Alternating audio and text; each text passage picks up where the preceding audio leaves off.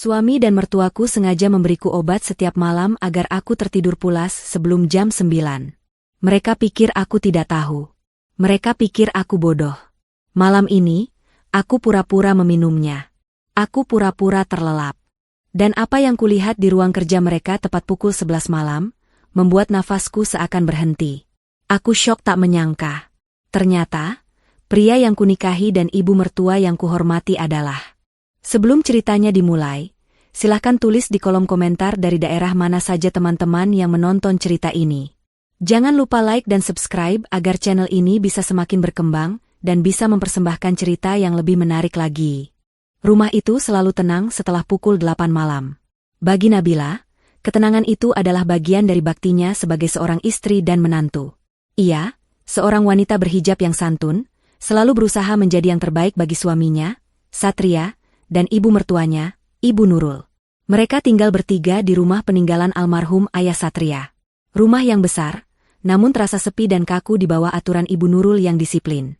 Nabila sedang menyelesaikan lipatan terakhir pakaian di keranjang cucian ketika ia mendengar langkah kaki Ibu Nurul di koridor. Seperti jarum jam, tepat pukul 9 kurang seperempat. Pintu kamarnya dan Satria diketuk pelan, lalu dibuka. Ibu Nurul masuk, membawa nampan kecil. Di atasnya ada segelas air putih dan sebutir pil putih kecil di dalam wadah perak mungil. Di belakangnya, Satria tersenyum lembut. Sudah mau jam 9, Nabila, kata Ibu Nurul. Suaranya datar, seperti biasa. Tidak pernah ada kehangatan di nada bicaranya, hanya ada perintah yang dibungkus formalitas. Waktunya minum vitaminmu. Nabila tersenyum, meski hatinya sedikit lelah. Iya, Ibu. Ayo, sayang, diminum. Satria menimpali, mengusap bahu Nabila. Ini kan demi kebaikan kita. Kata ibu, vitamin ini bagus untuk kesuburan. Supaya kita cepat dapat momongan. Nabila mengangguk. Itulah alasan yang selalu mereka berikan sejak 6 bulan lalu. Awalnya, Nabila tidak menaruh curiga. Ia hanya ingin menjadi istri yang baik. Ia mengambil pil itu dan langsung menelannya dengan bantuan air putih. Ibu Nurul mengawasinya, memastikan pil itu benar-benar masuk. Matanya yang tajam tidak pernah bergeser sedetik pun. Bagus, kata Ibu Nurul, setelah Nabila menelan ludah. Sekarang, segera tidur. Tubuhmu perlu istirahat yang cukup.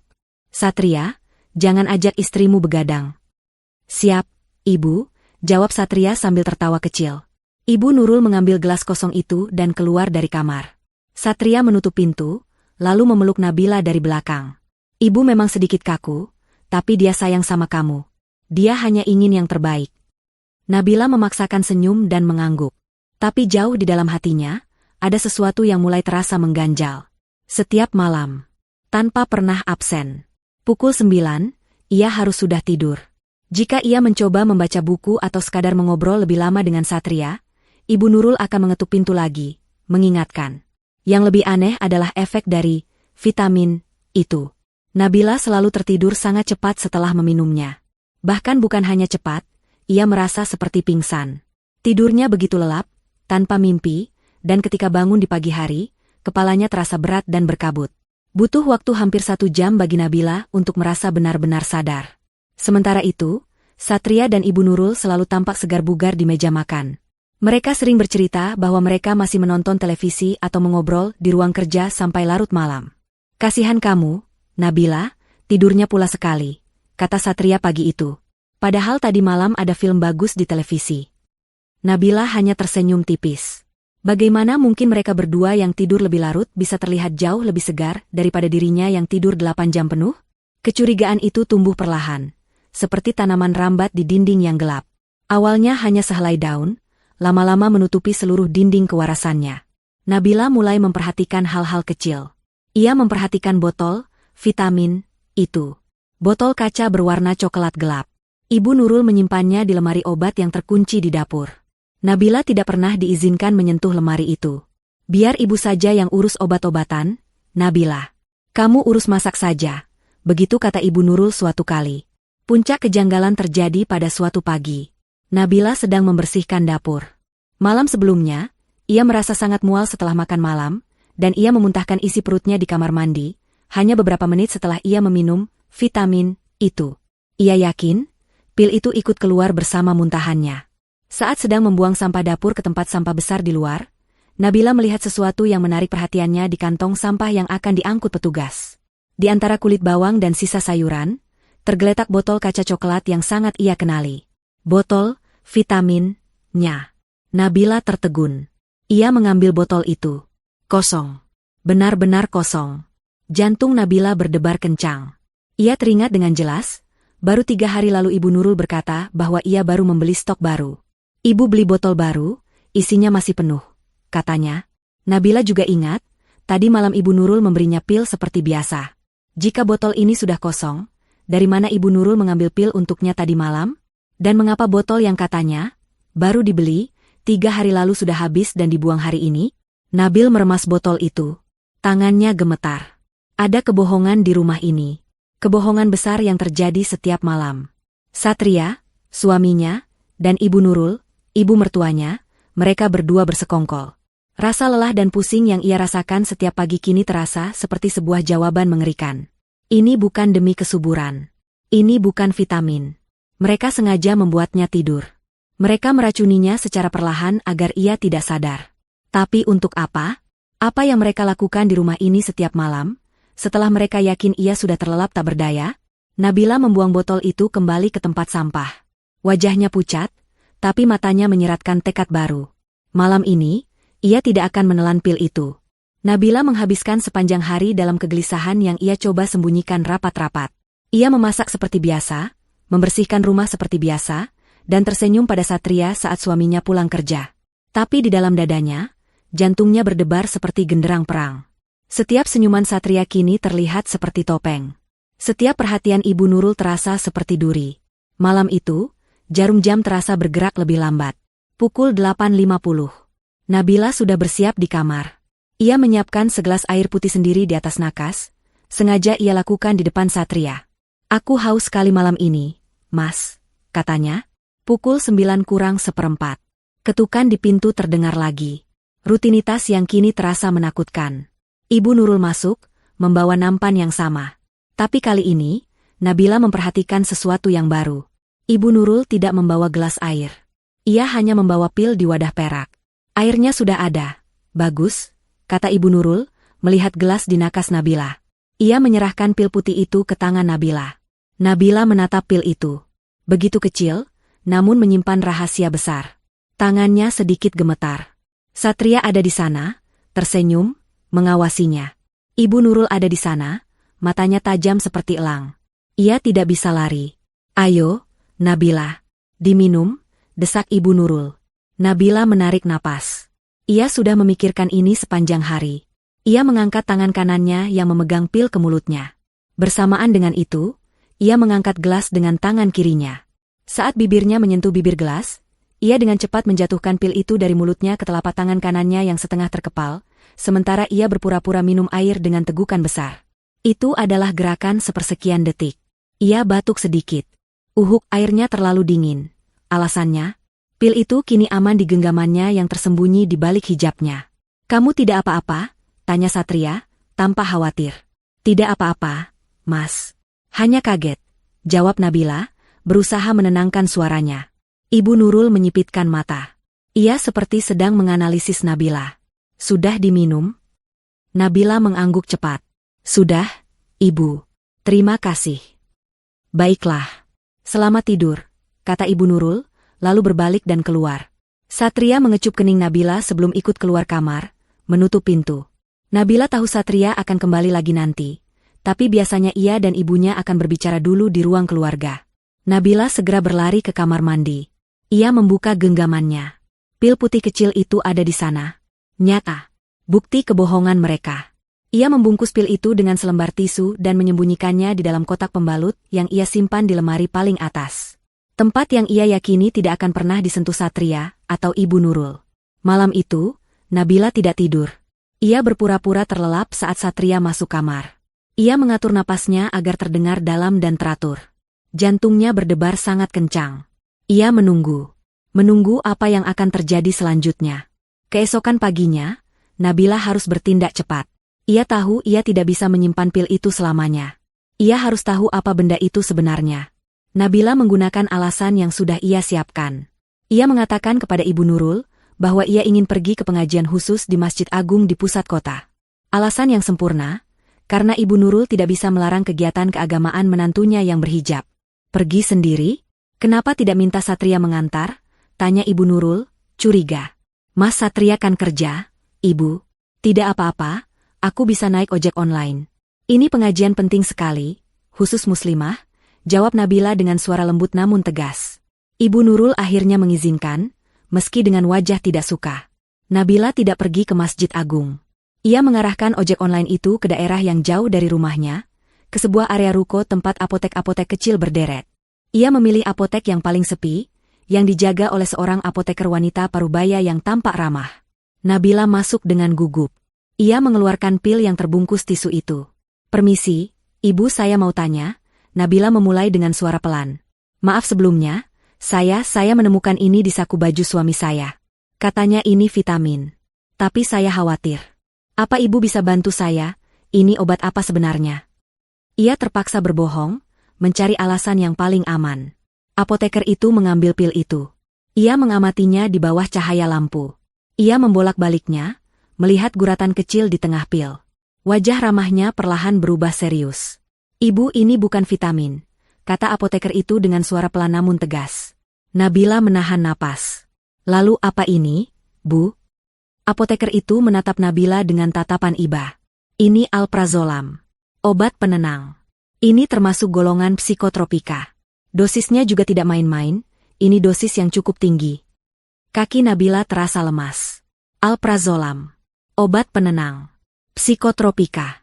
Obat ini tidak boleh diminum sembarangan, harus dengan resep dokter yang ketat. Lanjut apoteker itu. Kalau dikonsumsi setiap hari dalam jangka panjang tanpa pengawasan, apalagi dosis setinggi ini bisa merusak saraf. Membuat ketergantungan. Bahkan bisa berbahaya bagi jantung. Dunia Nabila serasa runtuh. Merusak saraf. Berbahaya. Jadi, selama ini, setiap malam, suami dan ibu mertuanya bukan hanya membuatnya tidur. Mereka telah meracuninya. Mereka dengan sengaja merusak tubuhnya, membahayakan nyawanya, pil demi pil. Nabila berterima kasih kepada apoteker itu dengan bibir gemetar. Ia keluar dari apotek dengan pandangan kosong. Kebenaran itu jauh lebih buruk dari yang ia bayangkan. Mereka bukan hanya menyembunyikan sesuatu. Mereka rela membahayakan nyawanya untuk menutupi rahasia itu. Nabila berjalan tanpa arah. Kemarahan, rasa takut, dan pengkhianatan bercampur aduk di dalam dadanya.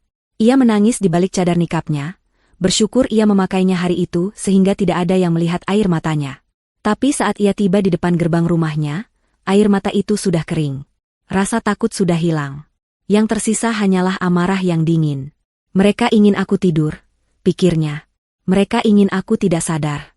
Malam ini, aku akan memberikan apa yang mereka mau. Aku akan pura-pura tidur lagi. Tapi kali ini, mataku akan terbuka. Dan aku akan melihat sendiri, rahasia apa yang begitu kelam, sampai-sampai mereka rela mengorbankan nyawaku untuk menjaganya. Malam itu, Nabila merasa jarum jam di dinding berdetak seperti bom waktu. Setiap detiknya membawa ia lebih dekat pada konfrontasi yang menakutkan. Ia sudah kembali dari apotek, menyimpan rapat rahasia mengerikan tentang pil alprazolam itu di dalam hatinya. Kini, ia bukan lagi Nabila yang penurut dan polos. Ia adalah seorang wanita yang dikhianati, yang kini harus berjuang untuk kebenaran dan keselamatannya sendiri. Ia memasak makan malam dengan tangan yang berusaha ia jaga agar tidak gemetar. Setiap kali Satria berbicara padanya, Nabila harus menahan diri untuk tidak berteriak. Senyum suaminya, yang dulu menghangatkan hatinya, kini terlihat seperti seringai iblis. Perhatian Ibu Nurul, yang menanyakan apakah makanannya enak, terasa seperti racun yang lebih mematikan daripada pil yang mereka siapkan. Kamu pucat sekali, Nabila, kata Satria di meja makan. Kamu tidak enak badan? Nabila hampir saja tertawa getir. Hanya sedikit pusing, Mas.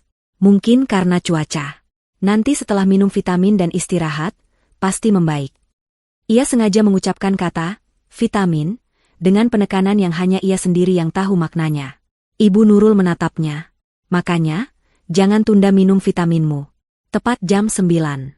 Istirahat yang cukup itu kunci kesehatan. Iya, Ibu, jawab Nabila, menunduk. Pukul 8.50. Nabila sudah berada di kamar. Jantungnya berdebar begitu kencang hingga ia takut Satria bisa mendengarnya. Ia sudah punya rencana. Ini adalah pertaruhan hidup dan mati. Ia pergi ke kamar mandi, membasuh wajahnya. Di balik cermin, ia menatap pantulan dirinya. Wanita berhijab itu tampak lelah. Matanya menyeratkan ketakutan, namun juga kemarahan yang membara. "Kamu bisa melakukan ini," bisiknya pada diri sendiri. Ia mengambil kapas, membasahinya sedikit dengan air, lalu menyelipkannya di balik saku gamis rumahnya. Pukul 9:04. Ketukan pintu itu terdengar. Ibu Nurul dan Satria masuk. Ritual neraka itu dimulai lagi.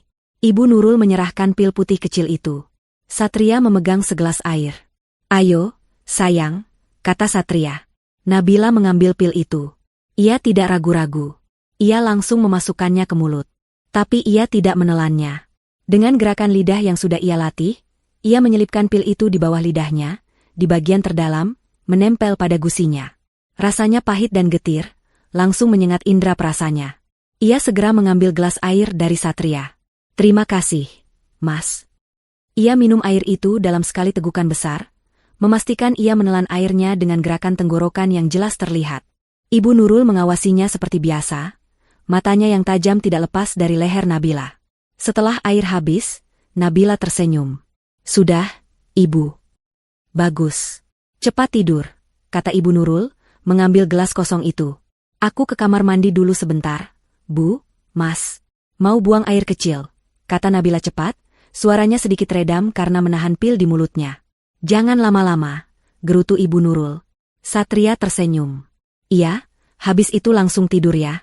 Aku mau bicara dulu sama ibu di bawah." Ini adalah kesempatan yang Nabila tunggu. Begitu mereka berdua keluar dari kamar dan menutup pintu, Nabila segera berlari ke kamar mandi. Ia mengunci pintunya. Ia berlutut di depan kloset, dan memuntahkan pil yang sudah mulai hancur itu. Rasa pahitnya memenuhi mulutnya. Ia menekan tombol siram, lalu berkumur berkali-kali hingga rasa pahit itu sedikit hilang. Ia mengambil kapas basah yang ia siapkan. Ia menempelkannya di keningnya. Lalu ia keluar dari kamar mandi. Ia mematikan lampu kamar, hanya menyisakan lampu tidur yang temaram. Ia berbaring di tempat tidur, menarik selimut sebatas dada. Rencananya berhasil. Tahap pertama selesai. Sekarang, bagian tersulit, menunggu. Ia tidak tahu berapa lama ia harus menunggu. Adrenalin membuat matanya terbuka lebar, padahal ia harus berpura-pura tidur. Ia memejamkan mata, mengatur napasnya. Dalam, teratur. Seperti orang yang sudah terlelap di bawah pengaruh obat tidur dosis tinggi. 1 jam berlalu. Pukul 10 malam. Nabila mendengar suara pintu kamarnya berderit pelan. Jantungnya berhenti berdetak. Ia tidak berani membuka mata. Ia mendengar langkah kaki yang sangat ringan, langkah kaki yang ia kenali sebagai milik Ibu Nurul. Hawa dingin terasa di dekat tempat tidurnya. Ibu mertuanya sedang berdiri di sampingnya, mengawasinya. Nabila memaksa dirinya untuk tetap rileks. Napasnya tetap dalam dan teratur. Ia merasakan sebuah bayangan menutupi wajahnya dari cahaya lampu tidur. Ibu Nurul sedang mencondongkan tubuh ke arahnya. Lalu, Nabila merasakan sesuatu yang mengerikan. Tangan Ibu Nurul menyentuh bahunya. Pelan, lalu sedikit lebih keras. "Nabila?" panggil Ibu Nurul dengan suara berbisik yang sangat pelan. Nabila tidak bergerak. Ia membiarkan tubuhnya lunglai. "Nabila?" Ibu Nurul mengguncang bahunya sedikit lebih kencang. Nabila tetap diam. Ini adalah ujiannya. Jika ia bergerak sedikit saja, jika kelopak matanya bergetar, semuanya akan berakhir. Guncangan itu berhenti. Ibu Nurul mendengus pelan. "Bagus. Tidur yang nyenyak, menantuku." Langkah kaki itu menjauh. Pintu ditutup kembali dengan sangat pelan. Nabila baru bisa bernapas lega. Air mata panas menggenang di pelupis matanya. Betapa jahatnya mereka. Mereka tidak hanya membiusnya, mereka bahkan memeriksanya seperti seorang narapidana. Nabila menunggu lagi. 30 menit. 45 menit. Tepat pukul 11 malam, ia mendengar suara aktivitas di lantai bawah. Ia tidak mendengar obrolan. Ia mendengar suara sesuatu yang berat digeser di lantai keramik. Suara srek-srek yang pelan. Lalu, ia mendengar suara bisikan. Bukan dari ruang keluarga, tapi dari arah yang lebih jauh. Dari ruang kerja Satria. Ruang kerja itu adalah tempat terlarang bagi Nabila. Sejak ia menikah, Ibu Nurul berkata ruangan itu menyimpan banyak dokumen penting almarhum suaminya, dan Nabila tidak boleh masuk untuk membersihkannya sekalipun. Nabila bangkit dari tempat tidur. Hijab bergo yang biasa ia pakai untuk tidur sudah terpasang. Ia bergerak tanpa suara. Kakinya menapak di lantai kayu yang dingin. Ia membuka pintu kamarnya sepelan mungkin, hanya menyisakan celah sempit untuk ia melihat. Lorong di lantai 2 gelap gulita. Tapi di ujung tangga, ia melihatnya. Cahaya redup terlihat dari bawah. Bukan cahaya dari ruang tamu, tapi dari celah di bawah pintu ruang kerja Satria. Jantungnya berdebar kencang, tapi kini bukan karena takut. Ini karena amarah. Ia menuruni tangga. Satu persatu, ia menjejakkan kakinya di bagian paling pinggir anak tangga agar tidak menimbulkan derit. Rumah itu hening. Hanya suara bisikan-bisikan pelan dari balik pintu itu. Nabila berjalan mengendap-endap di lorong lantai 1. Semakin dekat, ia bisa mendengar suara-suara itu lebih jelas. Ada suara Ibu Nurul. Dingin dan berwibawa. Ada suara Satria. Terdengar patuh dan sedikit gugup. Dan, ada suara lain. Suara pria. Berat dan asing. Nabila sampai di depan pintu ruang kerja itu. Pintu kayu jati yang tebal itu tertutup rapat. Ia tidak bisa melihat apa-apa. Tapi ia bisa mendengar. Pastikan semuanya aman, Satria. Jangan sampai ada kesalahan, kata suara Ibu Nurul. Iya, Ibu. Semua sudah dicatat, jawab Satria. Barangnya berkualitas bagus, kata suara pria asing itu. Klien kami pasti akan suka. Pembayaran seperti biasa. Barang? Klien? Pembayaran? Nabila menempelkan telinganya lebih dekat. Tiba-tiba, ia mendengar suara langkah kaki dari dalam, mendekati pintu. Nabila panik. Ia segera berlari kecil, bersembunyi di balik tirai tebal di ruang tamu, tempat yang cukup gelap. Pintu ruang kerja terbuka.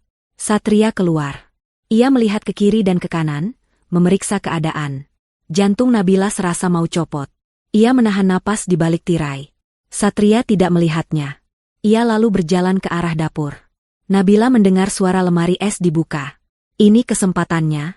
Saat Satria masih di dapur, Nabila bergerak cepat. Ia berlari dari balik tirai, langsung menuju pintu ruang kerja yang kini sedikit terbuka. Ia tidak masuk. Ia hanya mengintip dari celah pintu yang terbuka selebar 5 cm itu. Dan malam itu, apa yang dilihat Nabila membuat napasnya seakan berhenti. Napas Nabila tercekat di tenggorokan. Matanya terpaku pada pemandangan di dalam ruang kerja Satria. Ruangan yang ia kira hanya berisi tumpukan dokumen tua dan buku-buku almarhum ayah mertuanya, ternyata adalah sebuah sarang kejahatan. Ruangan itu disulap menjadi seperti ruang pameran pribadi. Di bawah cahaya lampu gantung yang temaram, Nabila melihat Ibu Nurul berdiri dengan angkuh.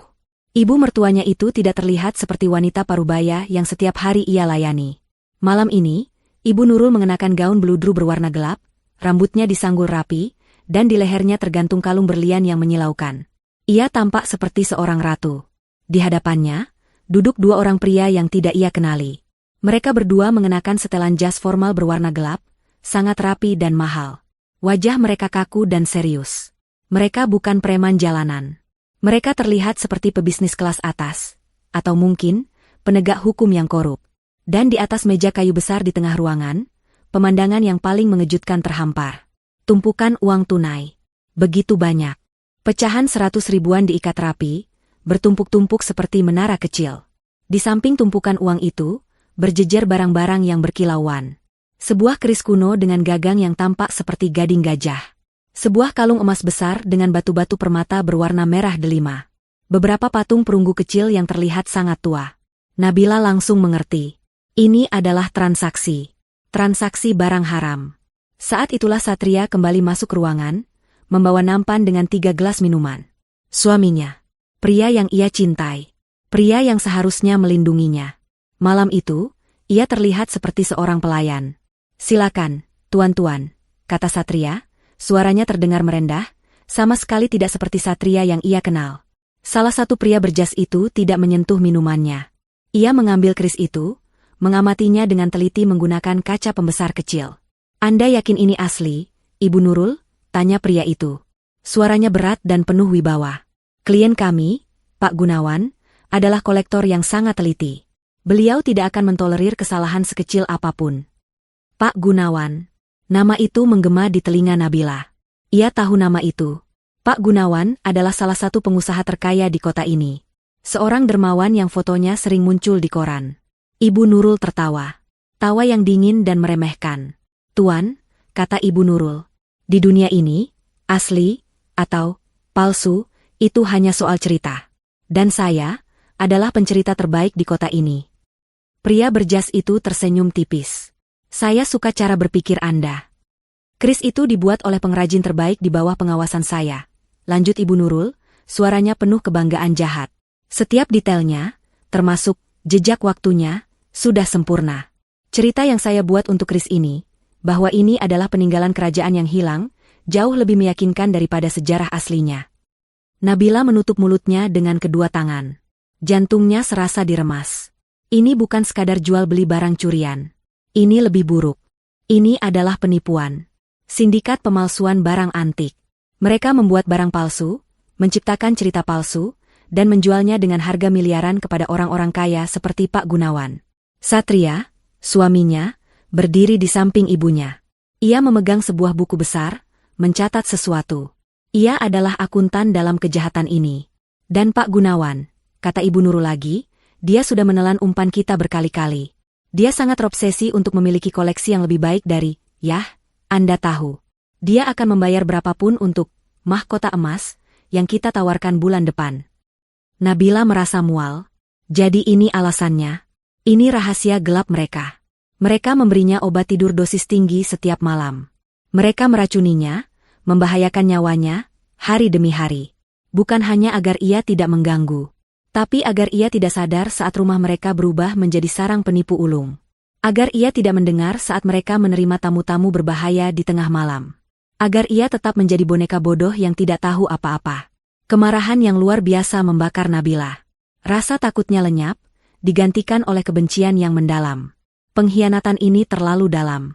Ia melihat Satria. Pria itu tertawa kecil saat salah satu pria berjas itu membuat lelucon. Ia tampak bahagia. Bahagia dalam lingkar kejahatan ini. Bahagia sementara istrinya, Nabila, sedang diracuni perlahan di kamar tidurnya. Nabila ingin berteriak. Ia ingin mendobrak pintu itu, menampar wajah Satria, dan menghancurkan semua barang palsu itu. Tapi ia menahan diri. Ia harus mengumpulkan bukti. Ia mundur selangkah, sangat pelan. Ia harus kembali ke kamar. Ia harus mengambil ponselnya. Ia harus merekam ini. Tapi saat ia mundur, ia lupa. Di lorong gelap itu, ada sebuah lemari konsol kecil tempat Ibu Nurul meletakkan guci keramik kesayangannya. Siku Nabila, yang tertutup gamisnya, tanpa sengaja menyenggol guci itu. Guci itu tidak jatuh. Tapi guci itu bergeser di atas permukaan kayu lemari.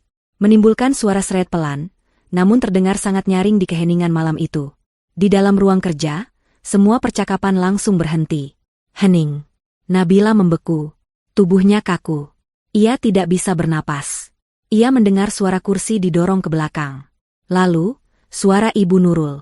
Tajam, dingin, dan penuh ancaman. Siapa di luar? Suara itu, siapa di luar? Melengking tajam dan dingin, menusuk Nabila tepat di jantung. Ia membeku. Waktu seakan berhenti. Ia berdiri di lorong gelap, hanya beberapa meter dari pintu ruang kerja yang terbuka, tempat para monster yang ia kira adalah keluarganya sedang berada. Napasnya tertahan di paru-paru. Ia tidak berani bergerak 1 milimeter pun. Seluruh tubuhnya kaku karena teror. Jika ia tertangkap sekarang, ia tahu ia tidak akan melihat matahari terbit lagi. Obat tidur itu akan diganti dengan racun sungguhan. Biar aku periksa, Ibu. Nabila mendengar suara Satria. Gugup, tapi patuh. Suara langkah kaki mendekati pintu. Nabila memejamkan mata erat-erat. Ia tidak bisa lari kembali ke tangga, suaranya pasti akan terdengar. Ia hanya bisa menekan tubuhnya lebih dalam ke dinding lorong yang dingin, berdoa agar kegelapan menelannya. Pintu terbuka lebih lebar. Cahaya dari ruang kerja tumpah ke lorong, menciptakan bayangan panjang dan menakutkan. Nabila berada tepat di batas antara cahaya dan kegelapan. Satria melangkah keluar. Ia melihat ke kiri, ke arah tangga. Kosong. Lalu ia melihat ke kanan, ke arah ruang tamu. Kosong. Nabila menahan napas, dadanya terasa mau meledak.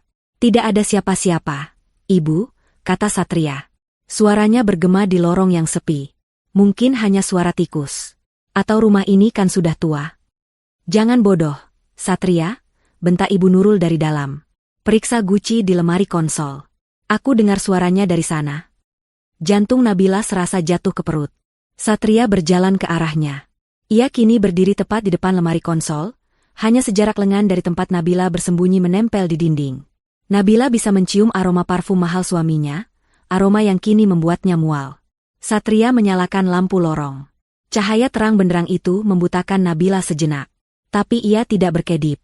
Ia terus menatap lurus ke dinding di depannya, tubuhnya kaku sempurna. Satria melihat guci itu. Guci itu memang tampak sedikit bergeser dari alasnya. Iya, gucinya sedikit bergeser. Mungkin hanya getaran, kata Satria, masih berusaha menenangkan ibunya. Ia lalu membenarkan posisi guci itu kembali ke tengah. Ia tidak melihat Nabila. Dalam kepanikannya, Nabila telah menekan tubuhnya ke ceruk dinding yang sedikit menjorok ke dalam, tempat pilar arsitektur rumah itu berada. Dalam cahaya lampu yang terang, ia mungkin akan terlihat. Tapi Satria, yang pikirannya sudah penuh dengan transaksi jutaan rupiah dan ketakutan pada ibunya, tidak memeriksa dengan teliti. Ia hanya ingin kembali ke dalam. Pastikan istrimu masih tidur, perintah Ibu Nurul lagi. Dia sudah minum obatnya, Ibu, dosisnya kuat. Tidak mungkin dia bangun, jawab Satria. Meski begitu, Nabila mendengar langkah kaki Satria menaiki tangga. Ia akan memeriksa kamar. Nabila harus kembali ke sana. Tapi bagaimana? Satria, cepat kembali. Tamu kita tidak bisa menunggu, teriak Ibu Nurul, kehilangan kesabaran. Langkah kaki Satria di tangga berhenti. Baik, Ibu. Nabila mendengar Satria berlari kecil menuruni tangga, kembali masuk ke ruang kerja, dan menutup pintu. Nabila akhirnya bisa bernapas. Tubuhnya luruh, kakinya lemas seperti jeli. Ia bersandar di dinding, gemetaran hebat. Air mata mengalir deras di pipinya. Ia baru saja lolos dari kematian. Dengan sisa tenaga yang ia miliki, ia memaksa kakinya bergerak. Ia tidak berlari. Ia merayap, setenang mungkin, menaiki tangga, kembali ke kamarnya. Ia menutup pintu tanpa suara, menguncinya dari dalam, dan merosot di baliknya. Ia menangis tanpa suara di balik hijab bergo yang ia kenakan. Menangisi nasibnya, menangisi pengkhianatan suaminya, menangisi kebodohannya selama ini. Ia tidak tidur malam itu. Ia duduk di lantai yang dingin, memeluk lututnya, sampai azan subuh berkumandang. Keesokan harinya, Nabila harus memainkan peran terberat dalam hidupnya. Peran sebagai istri bodoh yang terbius. Saat Satria masuk kamar setelah subuh, Nabila sudah pura-pura tertidur lelap di ranjang. Pagi itu di meja makan, ia harus terlihat pusing, berkabut, dan sedikit linglung. Kamu terlihat sangat lelah, Nabila, kata Ibu Nurul, mengamatinya dengan tajam sambil mengoleskan selai di rotinya. Sepertinya efek vitaminnya bagus sekali. Iya, Ibu, jawab Nabila dengan suara serak. Kepalaku pusing sekali. Badanku juga lemas. Bagus. Itu tandanya vitaminnya bekerja, kata Ibu Nurul dingin. Nabila memaksakan sepotong roti masuk ke tenggorokannya. Ia tahu ia sedang diawasi. Insiden Guci tadi malam pasti membuat Ibu Nurul lebih waspada. Mas, Ibu, sepertinya aku tidak enak badan hari ini, kata Nabila, memelas. Bolehkah aku istirahat di kamar saja? Aku tidak sanggup bersih-bersih hari ini. Ini adalah bagian dari rencananya. Ia harus membuat mereka percaya bahwa ia lemah dan tidak berdaya. Satria tampak khawatir. Oh, tentu, sayang. Istirahat saja. Nanti aku panggilkan dokter. Tidak perlu, sergah Ibu Nurul cepat, matanya melotot ke Satria. Dia tidak sakit. Dia hanya perlu adaptasi dengan vitaminnya. Biarkan dia di kamar. Lebih baik dia tidur sepanjang hari. Nabila menunduk, menyembunyikan senyum sinis yang hampir terbit di bibirnya. Rencananya berhasil. Seharian itu, Nabila mengunci diri di kamar. Ia berpura-pura tidur. Tapi di balik pintu yang terkunci, ia menyusun rencana. Ia harus mendapatkan bukti. Ia harus masuk ke ruang kerja itu. Tapi bagaimana? Ruangan itu selalu dikunci Ibu Nurul. Kesempatan itu datang 2 hari kemudian. Nabila terus memainkan perannya sebagai pasien yang sakit. Ia hanya keluar kamar untuk makan dan salat, lalu kembali lagi. Ibu Nurul dan Satria tampaknya mulai santai. Mereka mengira Nabila sudah kembali dalam kendali mereka. Pagi itu, Ibu Nurul akan pergi ke arisan berliannya. Sebuah acara sosial penting untuk menjaga citra dan mencari calon korban baru. Satria juga harus pergi ke kantornya, sebuah perusahaan properti fiktif yang mereka gunakan sebagai kedok pencucian uang. Ini adalah pertama kalinya Nabila akan sendirian di rumah sejak ia mengetahui rahasia itu. Ia mengantar mereka berdua ke pintu depan, dengan wajah pucat dan langkah gontai yang ia buat-buat. "Hati-hati di jalan, Mas, Ibu," katanya lirih. "Jaga rumah baik-baik. Jangan terima tamu siapapun. Dan ingat, tidur siang," kata Ibu Nurul, perintah terakhirnya sebelum masuk ke mobil mewahnya. Begitu mobil mereka hilang dari pandangan, wajah Nabila langsung berubah. Wajah pucatnya mengeras. Matanya yang sayu kini berkilat tajam. Ia berlari ke dapur. Ia tahu ruang kerja itu dikunci. Tapi ia juga tahu Ibu Nurul adalah orang yang sombong dan sangat percaya diri. Ia tidak akan repot-repot membawa kunci itu. Ia pasti menyembunyikannya di tempat yang ia anggap pintar. Nabila mencari di tempat-tempat biasa. Di bawah pot tanaman hias di dekat dapur. Tidak ada. Di balik lukisan di ruang makan. Tidak ada. Di dalam stoples gula. Tidak ada. Ia hampir putus asa. Ia berdiri di lorong, menatap pintu ruang kerja itu. Pintu neraka. Di mana kuncinya? Lalu ia teringat sesuatu. Ada sebuah bingkai foto keluarga besar di dinding lorong, tidak jauh dari pintu ruang kerja. Foto almarhum Ayah Satria. Ibu Nurul selalu memastikan foto itu bersih dan lurus setiap hari. Sebuah kebiasaan yang Nabila anggap sebagai tanda cinta. Sekarang ia tahu itu bukan cinta. Itu obsesi pada kontrol. Nabila mendekati foto besar itu. Ia menggesernya. Dan benar saja. Di baliknya, tertempel sebuah kunci perak kecil dengan selotip. Jantung Nabila berdebar kencang. Tangannya gemetar saat mengambil kunci itu. Ia memasukkan kunci ke lubang. Memutarnya. Bunyi klik pelan terdengar. Pintu itu terbuka. Nabila menarik napas dalam. Ia melangkah masuk ke dalam ruangan itu, dan menutup pintu di belakangnya. Ruangan itu tampak normal. Meja kerja Satria rapi. Tidak ada tumpukan uang. Tidak ada perhiasan.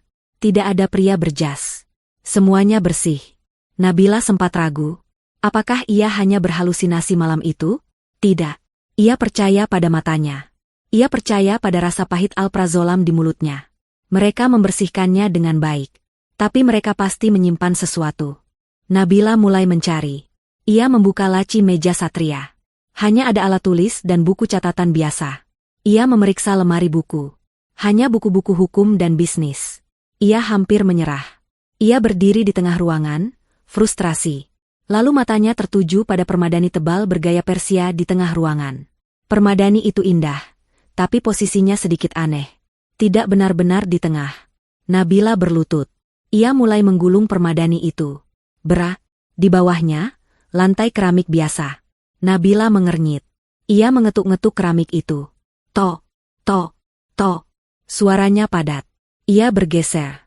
Tok, tok, pok. Suara yang berbeda. Suara kosong di bawahnya. Nabila memeriksa nat di antara keramik itu. Ia melihat ada satu bagian persegi yang natnya terlihat lebih baru, lebih rapi. Ia menekan-nekan bagian itu. Ia mencari celah. Di salah satu sudut, ia merasakan keramik itu sedikit terangkat. Dengan sekuat tenaga, ia menggunakan kuku dan jarinya untuk menarik keramik itu. Ternyata itu bukan keramik, tapi sebuah penutup yang dibuat menyerupai keramik. Di bawahnya, ia tidak menemukan brankas. Ia menemukan sebuah pegangan besi bundar yang terpasang di lantai kayu. Sebuah palka. Pintu lantai yang tersembunyi. Nabila menelan ludah. Rasa takut yang baru, yang lebih dingin, merayapinya. Rahasia mereka ternyata jauh lebih dalam dari yang ia bayangkan. Dengan tangan gemetar, ia menarik pegangan besi itu. Pintu palka itu terbuka dengan derit pelan, mengeluarkan bau apek, debu, dan sesuatu yang lain. Bau kimia yang samar. Sebuah tangga kayu yang curam terlihat, menuju kegelapan pekat di bawah rumah. Nabila terdiam di depan lubang gelap itu. Bau apek yang menyengat, campuran debu, kayu lapuk, dan bau bahan kimia yang tajam, menusuk hidungnya. Jantungnya berdebar kencang, memukul-mukul tulang rusuknya seolah ingin keluar. Bagian waras dari dirinya berteriak untuk menutup kembali palka itu, menggulung permadani, mengunci pintu, dan lari sejauh mungkin. Lari dari rumah ini, lari dari Satria, lari dari Ibu Nurul. Tapi ia tahu, ia tidak bisa lari. Kemana ia akan pergi? Jika ia lari, mereka akan mengejarnya. Mereka tidak akan membiarkan saksi mata kejahatan mereka hidup bebas. Ia akan selamanya hidup dalam ketakutan. Dan yang lebih penting, ada kemarahan yang membara di dalam dirinya. Kemarahan karena dibohongi, diracuni, dan dianggap bodoh. Ia tidak akan lari. Ia akan menghancurkan mereka dengan rahasia mereka sendiri. Nabila mengambil ponselnya dari saku gamisnya. Ia menyalakan fungsi senter. Cahaya putih terang itu menembus kegelapan di bawah, memperlihatkan anak tangga kayu yang curam dan berdebu. Ia menarik napas dalam-dalam, mengucap bismillah dalam hati. Ia memasang hijabnya lebih erat, seolah itu adalah baju zirah. Satu persatu, ia menuruni anak tangga itu. Kakinya menapak pelan, sangat hati-hati, takut kayu lapuk itu patah. Udara di bawah terasa dingin dan pengap. Ruangannya tidak besar, tapi langit-langitnya tinggi. Ketika kakinya menginjak lantai beton yang dingin, ia mengarahkan senter ponselnya berkeliling. Pemandangan yang ia lihat jauh lebih mengejutkan daripada transaksi di ruang kerja tempo hari. Ini bukan gudang penyimpanan. Ini adalah bengkel kerja. Sebuah laboratorium rahasia untuk menciptakan kebohongan. Di satu sisi, berjejer meja-meja kerja panjang yang penuh dengan peralatan. Ada alat-alat ukir kecil dalam berbagai ukuran. Ada palu-palu mungil, kikir, dan amplas. Nabila melihat satu meja khusus yang penuh dengan botol-botol bahan kimia cair. Ada botol berlabel, asam sulfat, patinasi perunggu, lilin antik. Disinilah bau kimia tajam itu berasal. Di sisi lain, bertumpuk bahan-bahan mentah. Bukan perhiasan jadi, tapi bahan dasarnya. Bongkahan-bongkahan kayu jati tua yang terlihat sangat kuno. Lempengan-lempengan tembaga dan perunggu. Kantong-kantong kecil berisi batu-batu permata yang belum diasah. Bahkan ada satu set baju zirah samurai yang masih baru dan berkilau, jelas sebuah replika modern, menunggu untuk disulap menjadi pusaka ratusan tahun. Nabila berjalan lebih jauh ke dalam. Di sudut ruangan, ia menemukan bukti yang paling telak. Barang-barang, setengah jadi. Ia melihat sebuah patung dewa Hindu kecil. Setengah dari patung itu sudah dilapisi patina hijau, membuatnya terlihat kuno dan berkarat. Setengahnya lagi masih memperlihatkan warna perunggu yang baru dan mengkilap. Di meja lain, tergeletak sebuah keris. Bilahnya sudah dibuat tampak kusam dan berkarat di beberapa tempat. Tapi gagangnya masih berupa kayu polos yang baru diukir, menunggu untuk diwarnai dan diberi lapisan retak buatan. Nabila akhirnya mengerti segalanya. Kebenaran itu menghantamnya seperti gelombang pasang. Ibu Nurul dan Satria bukan hanya penadah barang curian. Mereka bukan hanya pemalsu biasa. Mereka adalah sebuah sindikat produsen pusaka palsu kelas kakap. Mereka tidak mencuri sejarah. Mereka menciptakan sejarah palsu. Mereka membuat barang-barang ini dari nol, merancangnya dengan sangat teliti. Mereka menggunakan bahan kimia untuk membuatnya terlihat tua, menguburnya di dalam tanah agar mendapatkan jejak waktu, lalu menciptakan cerita yang meyakinkan di sekitarnya. Transaksi yang ia lihat malam itu, keris itu, peninggalan kerajaan yang hilang, semua itu adalah kebohongan yang dibuat di ruang bawah tanah yang pengap ini. Nabila merasa mual. Ia teringat kata-kata Ibu Nurul, asli, atau palsu, itu hanya soal cerita. Dan saya adalah pencerita terbaik. Ternyata ibu mertuanya adalah seorang seniman, seorang sejarawan, seorang ahli kimia, dan seorang penipu yang jenius sekaligus jahat. Dan Satria, suaminya, adalah kaki tangannya yang setia. Nabila mengarahkan senternya ke tumpukan buku di sudut. Ini bukan buku bisnis biasa. Ini adalah buku-buku sejarah tebal tentang kerajaan-kerajaan Nusantara, katalog lelang barang antik dari seluruh dunia, buku tentang metalurgi kuno, dan buku-buku geologi.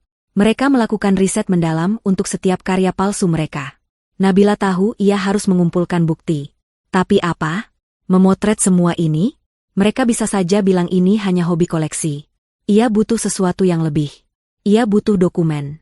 Ia mulai memeriksa setiap meja, setiap laci. Sebagian besar berisi alat. Tapi di bawah meja utama, meja tempat bahan-bahan kimia, ia menemukan sebuah laci yang terkunci. Laci sederhana, tidak seperti brankas. Nabila tidak punya kuncinya. Ia panik. Tapi ia teringat pada alat-alat di meja. Ia mengambil kikir besi yang tipis dan kuat. Dengan sedikit paksa, ia mencongkel kunci sederhana itu. Dalam beberapa detik, laci itu terbuka. Di dalamnya, bukan uang, bukan emas. Sesuatu yang jauh lebih berharga. Beberapa buku catatan bersampul kulit hitam. Nabila mengambil salah satunya. Ia membukanya. Halaman pertama. Tangannya gemetar saat ia membaca tulisan tangan yang rapi dan elegan, tulisan tangan yang ia kenali sebagai milik Ibu Nurul. Ini bukan buku akuntansi biasa. Ini adalah buku besar kejahatan mereka. Setiap halaman merinci satu proyek. Di bagian atas tertulis, proyek keris naga sasra palsu. Di bawahnya ada rincian biaya, Besi meteorit, lokal Rp500.000, gading gajah, imitasi resin Rp200.000, biaya pengrajin, Rp3 juta, proses penuaan kimia, Rp150.000. Total biaya produksi, Rp3.850.000. Lalu, di bagian bawah halaman, Nabila melihat angka yang membuatnya menahan napas. Klien, Pak Gunawan. Harga jual, Rp1.500.000.000. Status, terjual. Cerita, peninggalan penasihat Raja Majapahit. Rp1,5 miliar. Untuk barang palsu senilai kurang dari 4 juta. Nabila membalik halaman demi halaman. Lagi dan lagi. Proyek, patung perunggu siwa, palsu. Total biaya, Rp7 juta. Klien, Pak Gunawan. Harga jual, Rp3 miliar. Proyek, kalung delima dinasti Ming, palsu. Total biaya, Rp11 juta. Klien, Pak Gunawan. Harga jual, Rp5.500.000.000. Nabila terduduk di lantai beton yang dingin. Ponselnya hampir jatuh dari genggamannya. Daftar itu terus berlanjut. Puluhan barang. Puluhan miliar rupiah. Dan satu nama klien yang terus muncul, lagi, dan lagi, dan lagi. Pak Gunawan. Ini bukan bisnis biasa. Ini bukan sekadar mencari keuntungan. Ini adalah sesuatu yang lain. Ini adalah obsesi. Mereka tidak hanya menipu Pak Gunawan, mereka secara sistematis menguras kekayaannya. Mereka menghancurkannya, barang palsu demi barang palsu. Nabila teringat percakapan malam itu. Dia sudah menelan umpan kita berkali-kali, kata Ibu Nurul. Dia akan membayar berapapun untuk mahkota emas yang kita tawarkan bulan depan. Mereka sedang mempersiapkan penipuan terbesar mereka. Nabila tidak tahu siapa Pak Gunawan secara pribadi. Ia hanya tahu nama besar itu. Tapi kini ia tahu, pria itu adalah korban utama dari sebuah konspirasi jahat yang dirancang oleh ibu mertuanya sendiri. Nabila sadar, ia tidak bisa hanya memotret ini. Ia harus memiliki buku ini. Ini adalah bukti utamanya. Ia mengambil buku catatan paling tebal, yang berisi transaksi selama 5 tahun terakhir. Ia juga mengambil ponselnya.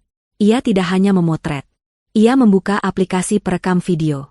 Ini adalah ruang bawah tanah di rumah Satria dan Ibu Nurul. Bisiknya pelan, suaranya bergetar namun jelas. Ia merekam seluruh ruangan, menyorot setiap alat, setiap bahan kimia, setiap barang setengah jadi. Ini adalah bengkel mereka. Lanjutnya, sambil menyorot patung setengah jadi. Mereka memalsukan barang antik. Lalu, ia merekam buku catatan itu. Halaman demi halaman. Dan ini adalah bukti kejahatan mereka. Ini adalah daftar korban mereka. Ini adalah nama Pak Gunawan. Nabila tahu ia harus segera keluar dari sana.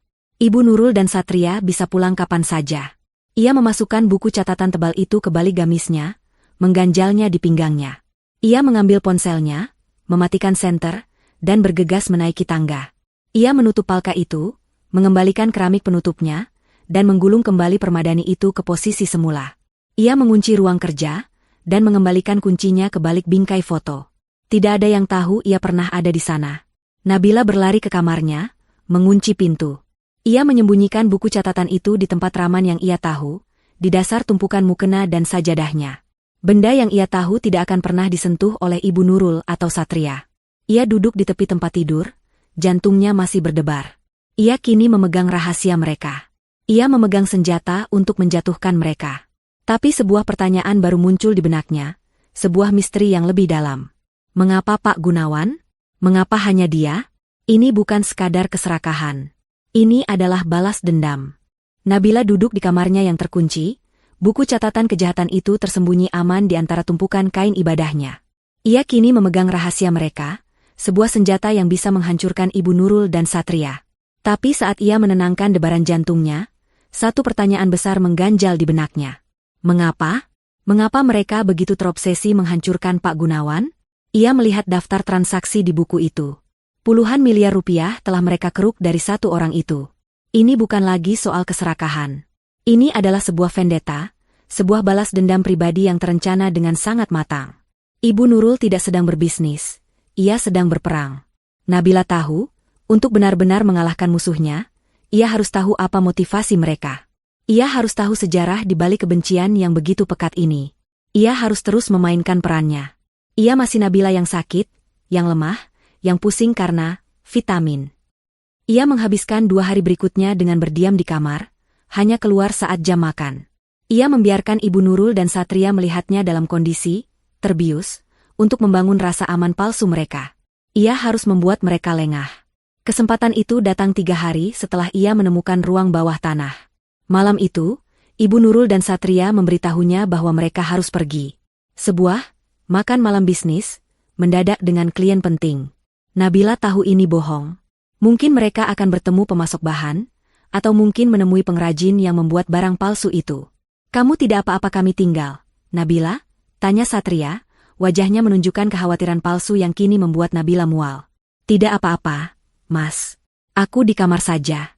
Aku juga sudah minum vitaminnya, jawab Nabila lirih, menunjuk gelas air di nakas. Ia sudah membuang pil itu ke kloset beberapa menit sebelumnya. Ibu Nurul menatapnya tajam. Ingat, Nabila. Jangan bukakan pintu untuk siapapun. Rumah ini sudah dikunci ganda. Baik, Ibu. Begitu ia mendengar suara mobil mereka meninggalkan garasi dan gerbang ditutup, Nabila langsung beraksi. Wajah sakitnya hilang, digantikan oleh ekspresi fokus yang dingin. Ia tidak punya banyak waktu. Ia tahu ia tidak bisa mencari di ruang kerja lagi. Itu terlalu berisiko. Ibu Nurul pasti sudah menyadari ada yang aneh jika ia ketahuan masuk ke sana. Ia harus mencari di tempat lain. Tempat yang menyimpan sejarah keluarga. Ia berlari ke ruang keluarga utama di lantai 1. Ruangan itu megah, penuh dengan perabot kayu jati yang berat dan mahal. Di salah satu dinding, ada sebuah lemari kaca besar yang terkunci. Di dalamnya bukan pajangan biasa. Di sana tersimpan album-album foto bersampul kulit tebal dan beberapa kotak kayu. Ibu Nurul selalu melarang Nabila membersihkan bagian dalam lemari itu. Tentu saja terkunci. Nabila tidak panik.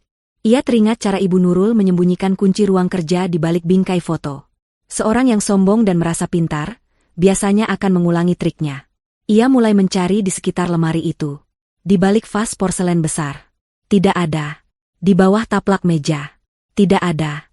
Matanya lalu tertuju pada sebuah patung perunggu kecil berbentuk kepala singa di atas perapian palsu. Patung yang terlihat berat dan kokoh. Nabila menyentuhnya. Ia mencoba menggesernya. Dan benar saja. Di bawah alas bludru patung itu, terselip sebuah gantungan berisi beberapa kunci kecil. Nabila mengambilnya, jantungnya berdebar. Ia mencoba satu persatu kunci itu di lemari kaca. Kunci ketiga berhasil. Pintu lemari terbuka dengan derit pelan. Ia langsung mengabaikan album-album foto pernikahan Satria. Ia mencari yang lebih tua. Di rak paling bawah, ia menemukan album-album yang lebih tebal dan kusam. Sampulnya bertuliskan nama yang tidak ia kenali. Keluarga besar Suroto. Nabila membukanya. Halaman-halaman itu menguning. Ia melihat foto seorang wanita muda yang sangat cantik, berdiri dengan angku di depan sebuah rumah yang lebih besar dari istana. Wanita itu adalah Ibu Nurul di masa mudanya. Dan, Suroto, pastilah nama keluarga aslinya. Di foto-foto lain, ia melihat Ibu Nurul bersama ayah dan ibunya. Mereka tampak seperti keluarga konglomerat. Mereka berdiri di depan sebuah pabrik tekstil yang sangat besar. Ada plakat bertuliskan, Suroto Textile Group. Nabila mengeluarkan ponselnya. Ia tidak mencari nama Ibu Nurul. Ia mencari, Suroto Textile Group. Apa yang ia temukan di layar ponselnya, membuatnya menahan napas. Puluhan artikel berita lama, dari arsip digital koran nasional. Berita dari 25 tahun yang lalu. Judul-judul itu menceritakan segalanya. Sayap bisnis Suroto Tekstil patah. Kalah tender besar. Suroto Group terancam bangkrut. Raksasa baru, Gunawan Corp, kuasai pasar tekstil. Nabila membaca artikel-artikel itu dengan tangan gemetar. Berita itu menceritakan tentang persaingan bisnis yang brutal. Keluarga Suroto, yang telah menguasai industri tekstil selama puluhan tahun, tiba-tiba hancur lebur dalam waktu kurang dari setahun. Mereka kalah dalam tender proyek pemerintah yang vital. Dan perusahaan yang mengalahkan mereka adalah perusahaan baru yang meroket cepat, Gunawan Corporation, milik Pak Gunawan. Artikel terakhir adalah yang paling tragis. Berjudul, Kabar Duka dari Keluarga Suroto. Artikel itu melaporkan bahwa Tuan Suroto, ayah dari Ibu Nurul, meninggal dunia karena serangan jantung masif, hanya 1 minggu setelah perusahaannya dinyatakan pailit oleh pengadilan. Artikel itu juga menyebutkan bahwa keluarganya jatuh miskin, harus menjual semua aset mereka untuk membayar utang, dan menderita kehinaan publik. Nabila terduduk di lantai. Semuanya menjadi jelas. Ini adalah balas dendam. Balas dendam yang telah direncanakan selama 25 tahun. Ibu Nurul tidak terima keluarganya hancur. Ia menyalahkan Pak Gunawan atas segalanya. Atas kebangkrutan ayahnya, atas kematian ayahnya, atas kehinaan yang ia rasakan. Dan kini, ia membalas dendam dengan cara yang paling kejam. Ia tidak menghancurkan bisnis Pak Gunawan. Itu terlalu biasa. Ia menghancurkan sesuatu yang paling dicintai Pak Gunawan, reputasinya sebagai kolektor. Ia menguras kekayaan Pak Gunawan, keping demi keping, menggunakan barang palsu yang ia buat sendiri. Ia membuat Pak Gunawan membayar untuk setiap penderitaan yang ia alami, dengan bunga yang sangat besar. Nabila merasa mual. Ia kini mengerti mengapa Satria begitu patuh. Satria, suaminya, pasti telah dibesarkan dengan cerita ini. Ia telah diracuni dengan kebencian ini sejak ia masih kecil. Ia diajari untuk membenci nama Gunawan. Ia melihat ini bukan sebagai kejahatan, tapi sebagai bakti seorang anak untuk membalaskan dendam kakeknya dan mengembalikan kehormatan ibunya. Nabila menutup album itu. Ia mengembalikan kunci, mengunci lemari, dan menaruh patung singa itu kembali ke tempatnya. Ia mendengar suara garasi dibuka. Mereka sudah pulang. Lebih cepat dari yang ia duga. Nabila panik. Ia berlari secepat kilat menaiki tangga, masuk ke kamarnya, dan menguncinya. Ia melompat ke tempat tidur, menarik selimut, dan memejamkan mata. Ia mengatur napasnya agar terdengar berat dan dalam, seperti orang yang tertidur pulas di bawah pengaruh obat. Beberapa menit kemudian, ia mendengar pintu kamarnya dibuka pelan. Itu pasti Ibu Nurul. Ia merasakan hawa dingin di dekatnya. Ibu mertuanya sedang mengawasinya. Nabila tetap diam. Setelah hening yang terasa seperti keabadian, pintu itu ditutup kembali. Nabila membuka matanya di kegelapan. Ia kini tahu segalanya. Ia tahu kejahatannya, ia tahu rahasianya, dan ia tahu motivasinya. Ia melihat ke arah tumpukan mukenanya, tempat buku catatan itu tersembunyi. Ia teringat percakapan yang ia dengar di ruang kerja. Tentang mahkota emas yang akan mereka tawarkan bulan depan. Itu pasti akan menjadi pukulan final untuk Pak Gunawan. Nabila tahu ia tidak bisa menunggu. Ia tidak bisa hanya mengumpulkan bukti. Ia harus menghentikan transaksi itu. Ia harus menjebak mereka saat mereka sedang beraksi. Waktu kini menjadi musuh Nabila. Ia tahu dari buku catatan yang ia curi dan dari percakapan yang ia dengar, bahwa proyek mahkota emas adalah puncak dari balas dendam Ibu Nurul. Ini adalah transaksi terbesar dan terakhir yang dirancang untuk menghancurkan Pak Gunawan sepenuhnya. Ia tidak tahu kapan tepatnya itu akan terjadi. Buku catatan yang ia ambil adalah catatan lama. Rincian proyek baru ini pasti ada di buku lain, atau di kepala Ibu Nurul. Ia harus mencari tahu tanggalnya. Ia kembali memainkan perannya sebagai istri yang sakit. Tapi ia butuh telinga di lantai bawah. Ia tidak bisa lagi mengandalkan keberuntungan menguping dari lantai 2. Suatu sore, Nabila sedang berada di dapur, berpura-pura mengambil air minum. Ibu Nurul dan Satria sedang berbicara di ruang makan. Mereka pikir Nabila sedang pusing di kamar. Semua sudah siap, Ibu. Pengrajin kita yang di desa sudah menyelesaikan polesan akhirnya, kata Satria. Suaranya pelan, tapi Nabila menajamkan pendengarannya. Bagus. Cerita sejarahnya sudah kamu hafal? Tanya Ibu Nurul. Sudah. Mahkota peninggalan raja terakhir kerajaan Sunda Galuh, ditemukan di sebuah gua tersembunyi. Lengkap dengan sertifikat palsu dari ahli geologi yang sudah kita bayar. Satria terdengar bangga. Kapan Pak Gunawan akan melihatnya? Lusa. Jumat malam. Tepat pukul 10 di ruang bawah tanah. Dia akan membawa ahlinya seperti biasa. Dan dia sudah mentransfer uang muka 50% ke rekening kita di Swiss. Dia sangat tidak sabar. Nabila hampir menjatuhkan gelasnya. Lusa. Jumat malam. Itu hanya 2 hari lagi. Jantungnya berdebar kencang. Ia punya waktu kurang dari 48 jam untuk menghentikan kejahatan puluhan tahun ini. Ia kembali ke kamar. Pikirannya berputar. Apa yang harus ia lakukan? Pilihan pertama, pergi ke polisi. Ia bisa saja membawa buku catatan itu, video di ponselnya, dan ceritanya ke kantor polisi. Tapi ia ragu. Ibu Nurul sangat licik. Ia sudah menjalankan ini selama bertahun-tahun tanpa ketahuan. Pasti ia punya koneksi. Para pria berjas yang ia lihat malam itu tidak tampak seperti penjahat biasa. Bagaimana jika polisi yang ia datangi justru ada di buku gaji Ibu Nurul?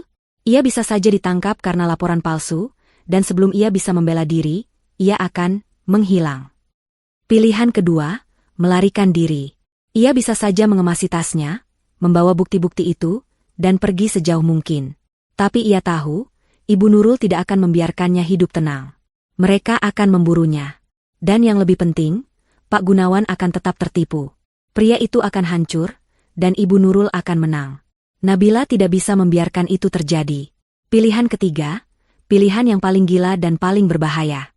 Ia tidak akan pergi ke polisi. Ia akan pergi ke sang korban. Ia akan menemui Pak Gunawan. Nabila tahu ini adalah pertaruhan terbesar. Pak Gunawan adalah seorang miliarder. Ia tidak akan bisa ditemui sembarang orang. Dan kalaupun bisa, akankah pria itu percaya pada cerita seorang wanita berhijab yang mengaku sebagai menantu dari musuh bebuyutannya? Pak Gunawan mungkin akan mengiranya gila. Atau lebih buruk, mengiranya sebagai bagian dari jebakan Ibu Nurul. Tapi Nabila punya sesuatu yang tidak bisa dibantah. Buku catatan itu. Dan video bengkel kerja mereka. Ia harus melakukannya. Besok, hari Kamis. Ia harus keluar dari rumah ini. Pagi harinya, Nabila tampil dengan wajah yang paling pucat dan menyedihkan. Ia bahkan sengaja tidak banyak minum sehingga bibirnya terlihat kering. "Ibu, Mas." Panggilnya lirih di meja makan. "Badanku rasanya tidak karuan. Kepalaku pusing sekali. Aku takut ada yang tidak beres. Boleh aku pergi ke pengajian di Masjid Agung? Aku mau minta didoakan, minta air doa sama kiai di sana. Mungkin aku kena ain." Menggunakan alasan agama adalah satu-satunya cara. Ibu Nurul yang sangat kaku pada aturan sosial, tidak akan bisa melarang menantunya yang berhijab untuk beribadah. Ibu Nurul tampak berpikir. Ia menatap Nabila, seolah menimbang-nimbang. "Kamu yakin bisa pergi sendiri? Kamu terlihat sangat lemah." "Aku pesan taksi online, Ibu. Aku akan langsung pulang setelah selesai. Kumohon, Ibu. Aku hanya ingin sembuh." Satria yang melihat istrinya tampak begitu menderita, akhirnya angkat bicara. "Sudahlah, Ibu. Biarkan Nabila pergi. Mungkin benar dia butuh didoakan. Kasihan aku melihatnya." Ibu Nurul akhirnya mengangguk. "Baiklah. Tapi jangan kemana-mana lagi. Langsung pulang. Dan ini, pakai ponsel ini." Ia menyodorkan sebuah ponsel lama. "Ponselmu biar Ibu simpan. Ponsel ini hanya bisa untuk menelepon Ibu dan Satria, dan memesan taksi. Agar kami tahu kamu aman." Jantung Nabila mencelos. Ini jebakan. Ibu Nurul tidak bodoh. Ia akan melacaknya. "Tapi, Ibu, ponselku." "Tidak ada tapi-tapi. Atau kamu tidak usah pergi sama sekali," kata Ibu Nurul dingin. Nabila tidak punya pilihan. Ia mengangguk pasrah. Ia menyerahkan ponselnya, yang berisi video bukti itu. Hancur sudah rencananya, tapi saat ia masuk ke kamar untuk berganti pakaian, ia tersenyum. Ibu Nurul memang pintar, tapi ia meremehkan Nabila. Nabila sudah menduga ini akan terjadi. Video asli dari ruang bawah tanah itu sudah ia pindahkan tadi malam. Ia menyimpannya di sebuah kartu memori mikro yang sangat kecil, yang kini ia selipkan dengan aman di dalam jahitan keliman gamisnya. Dan buku catatan itu? Buku itu terlipat rapi, ia selipkan di bagian dalam korset yang ia pakai di balik gamis longgarnya. Ponsel yang ia serahkan tadi sudah ia bersihkan dari semua data. Ia mengambil ponsel jadul pemberian Ibu Nurul, memesan taksi, dan mencium tangan Ibu Nurul dan Satria. "Aku pergi dulu, Ibu, Mas. Assalamualaikum." Begitu taksi itu keluar dari gerbang, Nabila langsung memberi instruksi pada sopir. "Pak, maaf, bisa batalkan pesanan di aplikasi? Saya akan bayar tunai 2 kali lipat, tapi antarkan saya ke alamat ini." Nabila memberikan alamat yang ia dapatkan dari internet tadi malam. Alamat kantor pusat Gunawan Corporation. Gedung itu menjulang tinggi, terbuat dari kaca dan baja, tampak seperti sebuah benteng modern.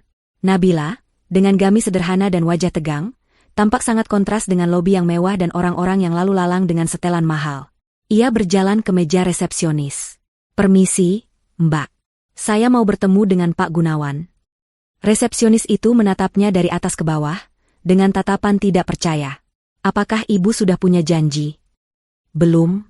Tapi ini sangat penting. Ini menyangkut nyawa. Pak Gunawan tidak bisa ditemui tanpa janji, Ibu. Ada ratusan orang yang ingin bertemu beliau setiap hari," kata resepsionis itu, kembali sibuk dengan komputernya. Nabila tidak menyerah.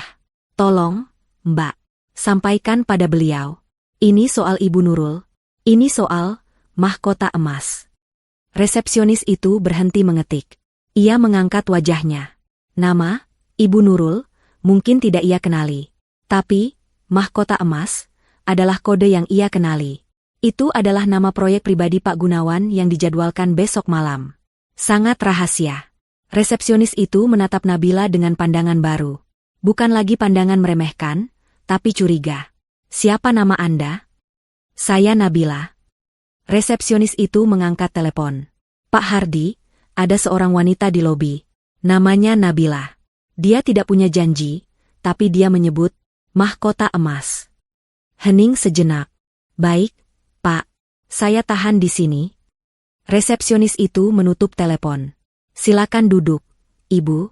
Asisten pribadi Pak Gunawan akan turun menemui Anda. Nabila terduduk di sofa lobi yang dingin. Tubuhnya gemetar hebat. Ia telah melewati garis. Tidak ada jalan untuk kembali. Ia kini berada di sarang musuh dari musuhnya. Ia hanya bisa berdoa, semoga Pak Gunawan lebih baik dari Ibu Nurul. Nabila duduk di sofa kulit yang dingin di lobi Gunawan Corporation. Jantungnya berdebar kencang, setiap detik terasa seperti 1 jam. Ia memegang ponsel jadul pemberian Ibu Nurul, sadar bahwa ia mungkin sedang dilacak. Tapi ia sudah mengambil keputusan. Ia sudah melewati titik di mana ia bisa kembali. Seorang pria tinggi tegap dengan setelan jas rapi dan AirPC di telinganya menghampiri Nabila. Wajahnya kaku tanpa ekspresi. Ibu Nabila, nama saya Hardi, asisten pribadi Pak Gunawan. Ikut saya. Nabila tidak dibawa ke ruang rapat biasa. Ia dibawa melalui lift pribadi yang membutuhkan kartu akses khusus, naik ke lantai tertinggi gedung itu. Lantai itu hening dan mewah. Mereka melewati beberapa penjaga keamanan berjas, sebelum akhirnya masuk ke sebuah ruangan yang lebih mirip perpustakaan pribadi daripada kantor. Dindingnya terbuat dari kayu gelap dan rak-rak buku yang menjulang tinggi. Di tengah ruangan, di balik meja kayu mahoni yang sangat besar, duduk seorang pria. Dia adalah Pak Gunawan. Nabila langsung mengenalinya dari foto-foto di koran. Ia tampak lebih tua di kehidupan nyata, dengan rambut yang sudah memutih di pelipisnya. Tapi matanya sangat tajam. Setajam mata Ibu Nurul. Nabila seketika merasa ciut. Selamat siang, kata Pak Gunawan. Suaranya berat dan berwibawa. Hardi bilang, Anda menyebut nama Mahkota Emas. Sebuah nama proyek yang sangat rahasia. Nabila menelan ludah, tenggorokannya kering. Selamat siang, Pak. Anda punya waktu 5 menit, kata Pak Gunawan, melirik jam tangan emas di pergelangan tangannya.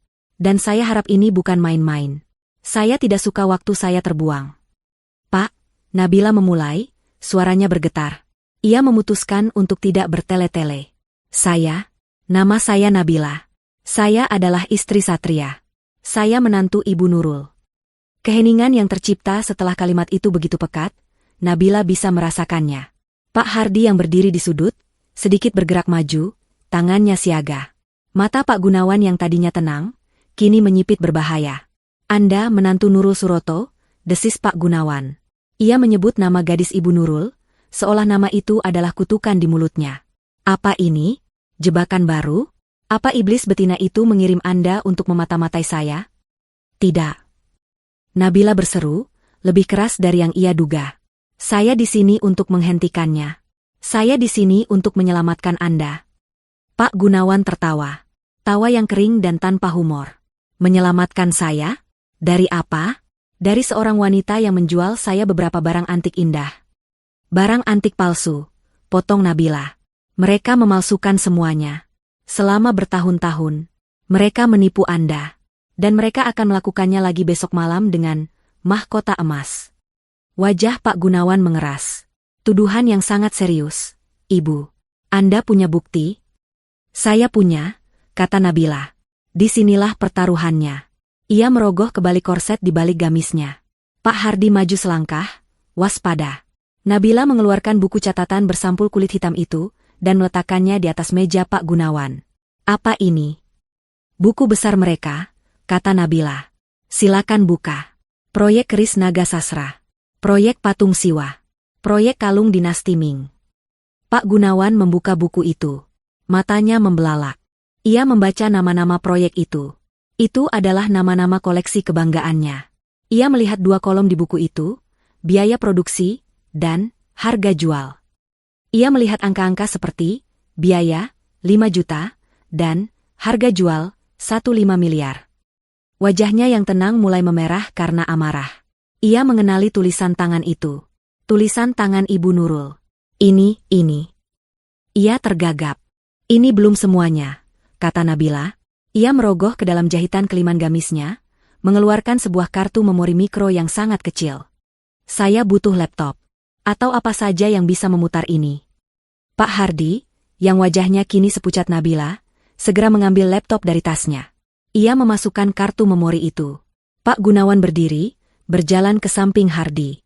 Mereka memutar video itu. Layar menyala. Menampilkan ruang bawah tanah yang kotor. Menampilkan alat-alat ukir. Menampilkan botol-botol kimia. Menampilkan patung setengah jadi yang warnanya belang. Lalu suara Nabila terdengar, berbisik, menjelaskan apa yang ia lihat. Dan terakhir, rekaman buku catatan itu. Video itu selesai. Keheningan di ruangan itu lebih menakutkan daripada teriakan. Pak Gunawan berjalan perlahan kembali ke kursinya. Ia tidak terlihat marah lagi. Ia terlihat kalah. 25 tahun, bisiknya. Saya mengalahkannya dalam bisnis. Saya tidak tahu dia menyimpan dendam sejauh ini. Dia menyalahkan Anda atas kematian ayahnya, kata Nabila pelan. Atas kebangkrutan Suroto Tekstile. Pak Gunawan menutup matanya. Tuan Suroto meninggal karena kesombongannya. Dia menolak beradaptasi. Saya hanya menjalankan bisnis. Ia membuka matanya, dan kini tatapannya setajam baja. Dia meracuni koleksi saya. Dia meracuni reputasi saya. Dan besok, dia ingin menghabisi saya. Dia akan melakukannya, kata Nabila. Mahkota emas adalah pukulan terakhir. Saya mendengarnya. Mereka akan menjualnya dengan harga yang akan membuat Anda bangkrut jika ketahuan itu palsu. Pak Gunawan berdiri. Ia bukan lagi pria tua yang kalah. Ia adalah seorang taipan yang sedang berperang. Hardi, panggilnya. Siap, Pak. Batalkan semua jadwal saya besok. Hubungi kepala tim hukum kita. Hubungi kepala keamanan kita. Saya ingin mereka semua ada di ruangan ini dalam 1 jam. Dan hubungi Kapolda. Katakan ini darurat nasional. Lalu ia menatap Nabila. Tatapan yang sama sekali berbeda. Penuh hormat. Nabila, katanya. Anda telah mengambil risiko yang tidak terbayangkan. Apa yang Ibu Nurul lakukan pada Anda setelah dia tahu ini? Dia tidak akan tahu, kata Nabila, suaranya kini lebih kuat. Saya akan pulang sekarang. Saya akan kembali menjadi menantu yang sakit dan penurut. Saya akan meminum vitamin saya besok malam. Saya akan berpura-pura tidur. Itu terlalu berbahaya, kata Pak Hardi. Itu satu-satunya cara, sela Nabila. Jika saya tidak ada di kamar saya, mereka akan curiga. Mereka akan membatalkan transaksi. Kalian tidak akan pernah bisa menangkapnya. Biarkan mereka merasa aman. Biarkan mereka merasa menang. Biarkan Ibu Nurul menikmati momen kemenangannya. Pak Gunawan menatap Nabila lama. Anda lebih kuat dari yang saya duga. Nabila diantar pulang dengan mobil pribadi Pak Gunawan, yang berhenti 2 blok dari rumahnya. Ia berjalan kaki sisa perjalanan, memastikan ia terlihat lelah. Ia masuk rumah tepat sebelum Ibu Nurul dan Satria pulang. Ponsel jadul di sakunya berdering. Dari Ibu Nurul. Kamu di mana, Nabila? Baru sampai, Ibu. Maaf, tadi lama sekali antre air doanya. Jawab Nabila dengan suara serak. Jumat malam. Hari eksekusi. Suasana di rumah itu tegang, tapi bukan karena Nabila. Nabila bisa merasakan kegembiraan yang tertahan dari Ibu Nurul dan Satria. Mereka bersikap sangat baik padanya, seolah ini adalah malam perayaan. Pukul 9:04. Ritual itu datang. Ibu Nurul membawakan pilnya. Satria membawakan air. Minum, Nabila. Setelah ini, semua penderitaanmu akan berakhir, kata Ibu Nurul. Ada makna ganda dalam suaranya yang Nabila tangkap dengan jelas. Nabila tersenyum. Terima kasih, Ibu. Ia memasukkan pil itu ke mulutnya. Menyelipkannya di bawah lidah. Meneguk air. Pahitnya obat mulai terasa, tapi ia menahannya. Selamat tidur, menantu kesayanganku. Ibu Nurul dan Satria keluar.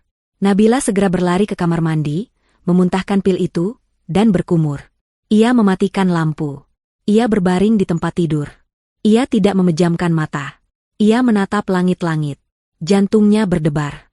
Ia hanya bisa menunggu. Pukul 10 malam. Ia mendengar suara mobil memasuki halaman. Bukan mobil biasa. Ini mobil yang sangat mewah. Pak Gunawan telah tiba. Nabila mendengar langkah kaki di lantai bawah. Suara Ibu Nurul yang ramah dan dibuat-buat. Suara Satria. Suara Pak Gunawan. Dan suara beberapa pria lain. Ahli, yang ia bawa. Mereka semua masuk ke ruang kerja. Nabila tahu, mereka tidak akan lama di sana.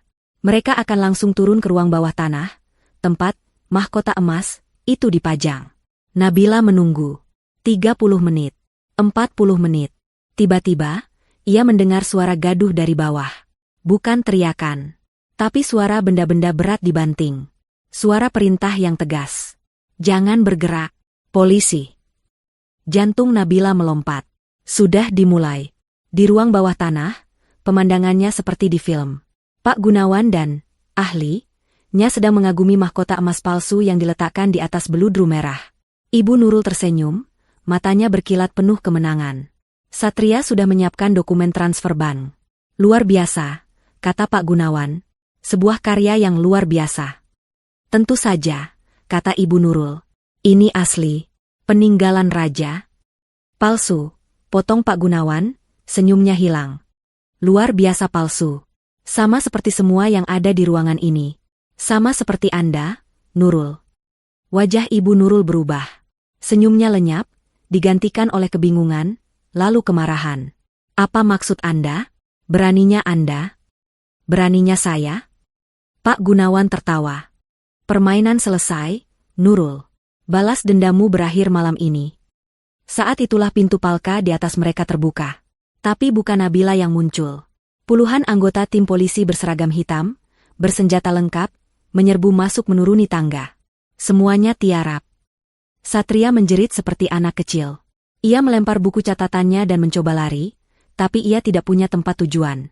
Ia langsung ditangkap dan dibanting ke lantai. Tapi Ibu Nurul, dia tidak bergerak. Dia tidak berteriak. Wajahnya berubah dari kaget menjadi topeng kebencian yang murni. Saat tangannya diborgol ke belakang, matanya tidak menatap Pak Gunawan. Matanya juga tidak menatap polisi. Matanya menatap lurus ke tangga, seolah menembus lantai, langsung ke kamar Nabila. Dia tahu. Saat itulah Nabila muncul. Ia berjalan menuruni tangga ruang kerja dengan tenang. Hijabnya rapi. Wajahnya tenang. Ia berhenti di depan palka, menatap ke bawah, ke neraka yang ia bongkar. Ibu Nurul, yang sedang didorong paksa oleh dua petugas, melihat Nabila. Mata mereka bertemu. Kamu, desis Ibu Nurul, suaranya seperti ular. Dasar pelacur kecil, pengkhianat, kamu yang melakukan ini. Satria, yang wajahnya sudah penuh air mata dan ingus, melihat Nabila. Nabila, kenapa? Sayang, kenapa kamu lakukan ini? Ibu melakukan ini semua untuk kita. Untuk masa depan kita. Nabila menatap suaminya, pria yang ia cintai, yang ternyata hanyalah boneka ibunya. Untuk pertama kalinya, Nabila tidak merasakan cinta. Ia hanya merasakan iba. Untuk kita, Mas? Tanya Nabila, suaranya pelan namun terdengar jelas di seluruh ruangan. Atau untuk balas dendam dan kebencian ibu yang tidak ada habisnya. Ia menatap Satria yang menangis. Selama ini, aku yang kalian buat tertidur. Tapi malam ini, justru kalian berdua yang baru saja dibangunkan. Nabila berbalik, tidak sanggup lagi melihat mereka. Ia berjalan ke pintu depan, membukanya, dan menghirup udara malam yang segar. Udara kebebasan. Rumah megah itu, yang tadinya merupakan penjara sunyi bagi Nabila, kini berubah menjadi pusat komando. Puluhan petugas polisi lalu lalang, mengamankan barang bukti. Ruang bawah tanah yang tersembunyi kini terang benderang oleh lampu sorot. Setiap alat ukir, botol kimia, dan barang palsu didokumentasikan dengan teliti. Mahkota emas palsu yang indah itu diletakkan di tengah meja, menjadi simbol dari kejatuhan sindikat Suroto. Nabila duduk di teras, dibungkus selimut yang diberikan oleh seorang polwan. Ia menatap kosong ke taman yang terawat rapi, taman yang ia sirami setiap hari tanpa tahu ada bengkel kejahatan di bawah kakinya. Pak Gunawan dan tim pengacaranya mendampinginya. Mereka memastikan Nabila diperlakukan sebagai saksi kunci dan korban, bukan sebagai tersangka. Anda sudah melakukan hal yang benar, Nabila, kata Pak Gunawan pelan, duduk di kursi di sebelahnya. Anda tidak hanya menyelamatkan saya. Anda menyelamatkan banyak orang lain yang mungkin akan menjadi korban mereka selanjutnya. Nabila hanya mengangguk. Ia merasa lelah. Lelah yang teramat sangat. Seolah ia baru saja bangun dari tidur panjang yang penuh mimpi buruk. Saya hanya ingin semua ini selesai, bisiknya. Saya ingin pergi dari sini. Dan Anda akan pergi, janji Pak Gunawan. Kami akan memastikan Anda aman. Proses hukum berjalan cepat. Kasus ini menjadi berita utama nasional. Sindikat pusaka palsu kelas kakap terbongkar. Balas dendam 25 tahun berakhir di ruang bawah tanah. Menantu jadikan obat tidur sebagai senjata. Persidangan itu adalah sebuah drama. Ibu Nurul, dengan pengacara mahal yang ia sewa, berusaha memutarbalikkan fakta. Ia menuduh Nabila yang bersekongkol dengan Pak Gunawan untuk menjebaknya. Ia mengklaim Nabila adalah istri durhaka yang cemburu.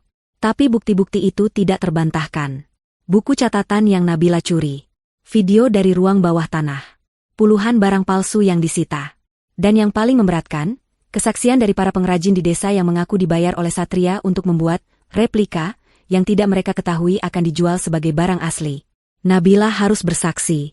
Saat ia berjalan ke podium saksi, dengan gamis dan hijabnya yang rapi, seluruh ruang sidang hening. Ia menatap lurus ke depan, menghindari tatapan Satria yang memohon dan tatapan Ibu Nurul yang penuh kebencian. Dengan suara yang jelas dan tenang, ia menceritakan semuanya. Ia menceritakan tentang vitamin malam hari. Ia menceritakan tentang pil alprazolam yang ia temukan. Ia menceritakan malam ketika ia pura-pura tidur dan melihat transaksi itu. Ia menceritakan tentang ruang bawah tanah. Tim pengacara Ibu Nurul berusaha menyerangnya. Jadi, Anda sengaja menjebak suami dan ibu mertua Anda? Anda seorang pengkhianat? Nabila menatap pengacara itu dengan tenang. Saya tidak menjebak. Saya mencari kebenaran. Yang saya temukan adalah kejahatan. Saya diracuni setiap hari di rumah saya sendiri oleh orang yang seharusnya melindungi saya. Apakah melindungi diri saya sendiri adalah sebuah pengkhianatan? Ruang sidang gempar. Pukulan terakhir datang dari kesaksian ahli medis. Dokter memaparkan bahaya konsumsi alprazolam dosis tinggi setiap hari tanpa resep. Pasien bisa mengalami kerusakan saraf permanen, kegagalan organ, dan bahkan kematian. Apa yang mereka lakukan pada Nabila adalah percobaan pembunuhan yang diperlambat. Satria hancur. Di sidang berikutnya, ia menangis dan mengakui semuanya. Ia mengaku bersalah. Ia menceritakan bagaimana ibunya telah mendidiknya dengan kebencian sejak kecil. Ia memohon ampunan kepada Nabila, yang hanya duduk diam tanpa ekspresi. Ibu Nurul, di sisi lain, tetap diam. Dingin dan angkuh sampai akhir. Ia tidak pernah menunjukkan penyesalan. Vonis dibacakan.